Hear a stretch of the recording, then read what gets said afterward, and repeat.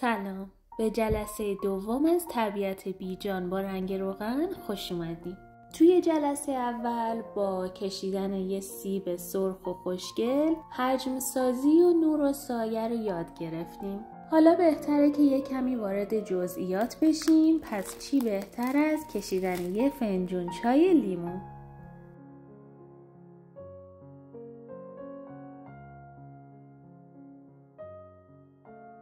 مثل جلسه قبل اول کار ما یه قهوه گرم با ترکیب زرد اوک، قرمز تیره و آبی اولترامارین درست میکنیم. این قهوه خیلی به کار ما میاد. با استفاده از آبی اولترامارین اون رو تیره تر و سردتر میکنیم. از یه قلم سرتخت سایز کوچیک برای انتقال تر هم استفاده میکنم. برای اینکه طراحی راحت تر بشه هر ضلع از بومم رو از وسط نصف میکنم و علامت گذاری میکنم. این علامت گذاری رو به طور ذهنی روی طرح هم انجام میدم. بالاترین نقطه و پایین ترین نقطه از طرحم رو علامت میزنم. ابتدا و انتهای طرحم به صورت افقی رو هم علامت میزنم. توی انتقال طرح اصلا نیاز نیست وسواس به خرج داد. فقط کافیه که حدود جایگاه اون شیئی که داریم میخواد پیشدستی باشه یا هرچی روی بوم درست قرار بگیره. با استفاده از رنگ و سایه ها بهش بعد ببخشیم. دوباره همون کاری که اول طراحی کردیم و تکرار میکنیم. بالا و پایین لبه لیوان رو یا فنجون رو مشخص میکنیم. کناره هاشم همینطور به شکل یه بیضی تقریبا منظم اون رو در میاریم.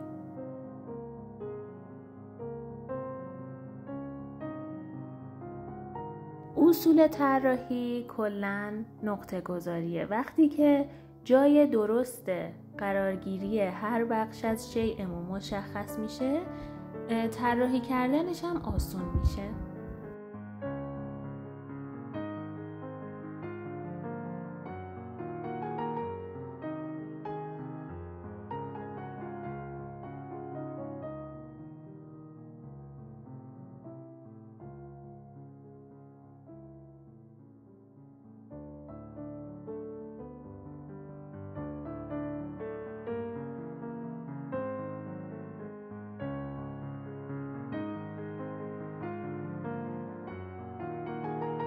همینطور که برای لبه فنجون یه بیضی نامنظم کشیدم، برای مایع یا چای داخل فنجون هم یه بیضی کاملا نامنظم میکشم.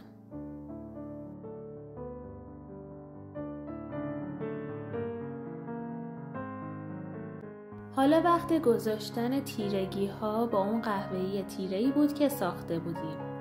این تیرگی ها باعث میشن که وقتی که میخوایم رنگ رو روی بوم بیاریم از رنگ گذاشتن نترسیم، چون یه دور با رنگی که مشابه همون رنگ طراحی کردنمون بود تونستیم که روی بوم رنگ بذاریم، تیرگی بذاریم، سایه ها رو ایجاد کنیم و این باعث شده که ترس ما بریزه و از رنگ گذاشتن نترسیم. بنابراین من هر جا سایه و تیرگی ببینم همونو با استفاده از اون قهوه تیره اجرا میکنم. الان از ترکیب اوکر و آبی اولترامارین با مقدار زیادی سفید و همین ترکیب با یکم چاشنی مشکی قرار خیلی استفاده کنیم. شروع میکنم از بالا. تمام تیرگی ها رو میذارم. هر قسمت از فنجونم که نیاز به تیرگی داشته باشه از اون رنگ تیره‌ای که ساختم استفاده میکنم.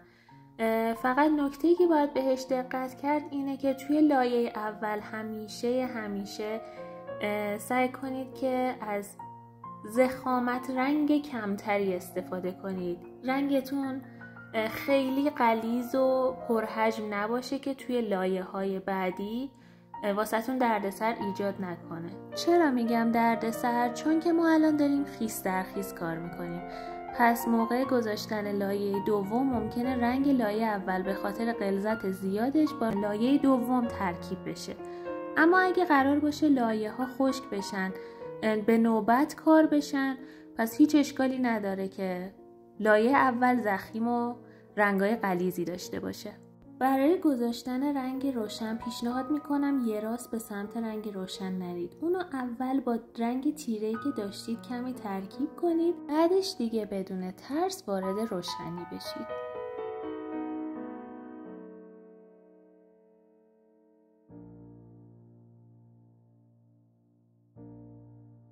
حالا که رنگامون رو به صورت پازلی کنار هم چیدیم، وقتشه که با یه قلمو نرم و تمیز رنگا رو توی هم محو کنیم. برای محو کردن نیاز نیستش که فشار خیلی زیادی روی رنگا وارد بشه. فقط کافیه که به صورت نوازش طور روی جهت شکل شیئمون اون رو محو کنیم. رنگا که تو هم محو میشن ما بعد رو از دست میدیم. پس دوباره برای لایه دوم ما رنگ‌گذاری رو شروع میکنیم. من از یه قلموی زبون گربه‌ای برای اضافه کردن یه سری از جاهای ریز و ظریف استفاده میکنم. وقتی که لایه ها میرن جلوتر، لایه به لایه ما نیاز به ظرافت کاری داریم، نیاز به کار کردن روی جاهای ریزتر داریم. برای همین قلمو هرچی کوچیک‌تر بهتر.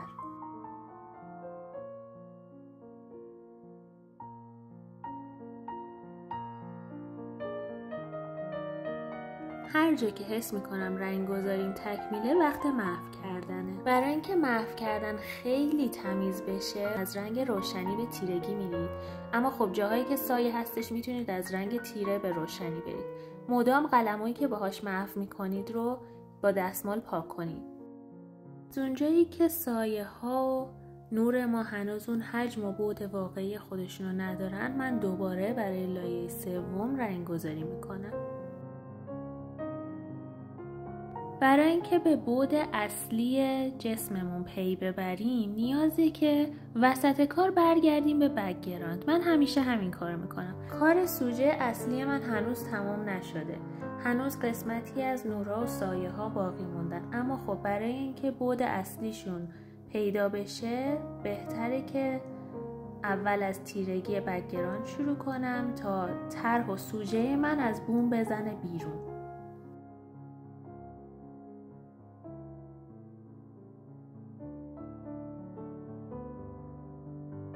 حالا وقتشه شجاعانه به سمت تیرگی های غلیظ روی خود سوژه بریم.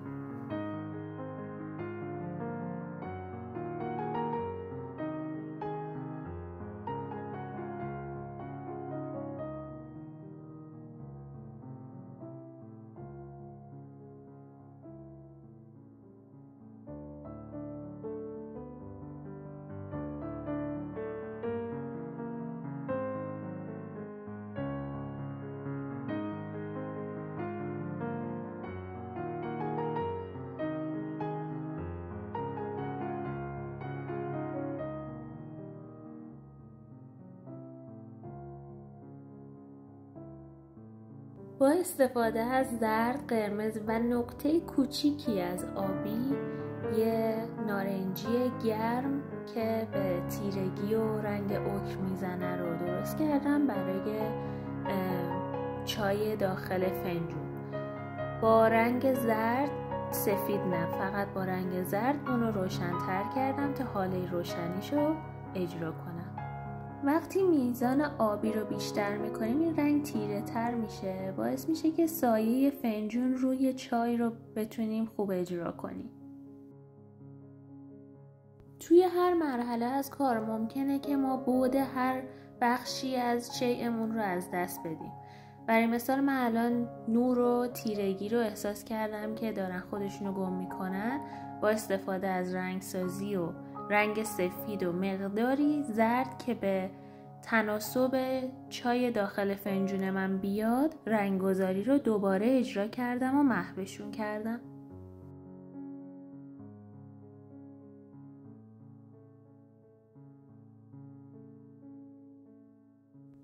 برای ادامه بک‌گراندم رنگ سفید رو توی اون تیرگی محو میکنم.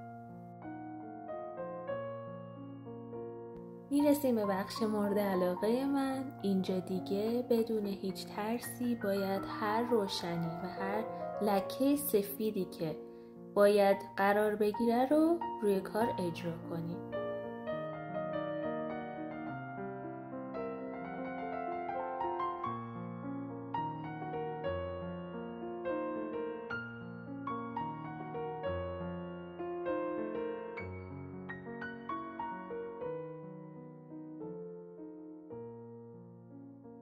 برای دسته فنجون از اون نارنجی که درست کرده بودیم استفاده میکنیم. برقش رو با زرد خالص و مقدار سفید اجرا میکنم.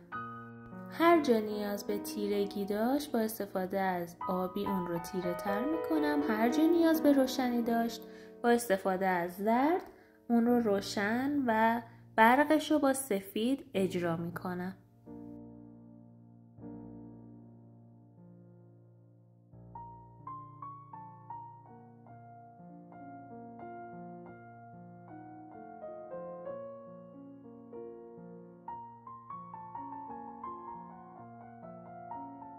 بدون هیچ تردیدی هر کاری که برای دسته فنجون انجام دادم برای پایه فنجونم انجام میدم.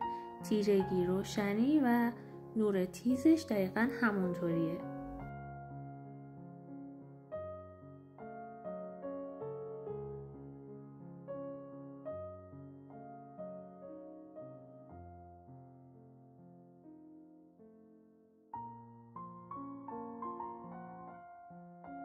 همون قانون فرضی که برای دسته و پایه فنجون اجرا کردیم برای لبه فنجونم اجرا میکنیم، چون که لبه فنجون ما یه حالت رنگ طلایی داره که مناسب همون ترکیب رنگیه که روی دسته اجرا کردیم.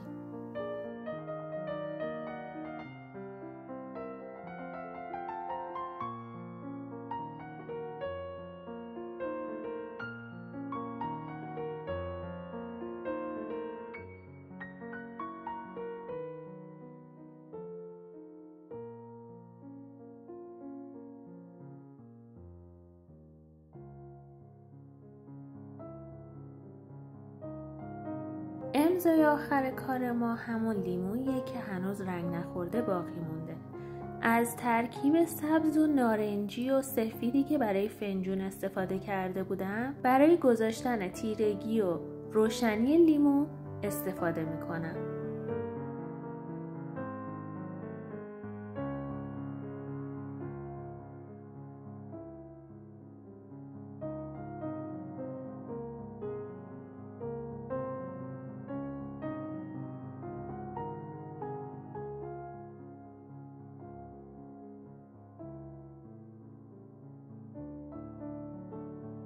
اینجا جا داره بگم هر کاری که برای لبه فنجون انجام دادیم برای لبه پیش دستی هم انجام میدیم. اون برق و رنگ طلایی رو اینجا هم داریم. اینم از فنجون چای لیموی ما. امیدوارم که هم از دیدنش و هم از کشیدنش لذت ببرید.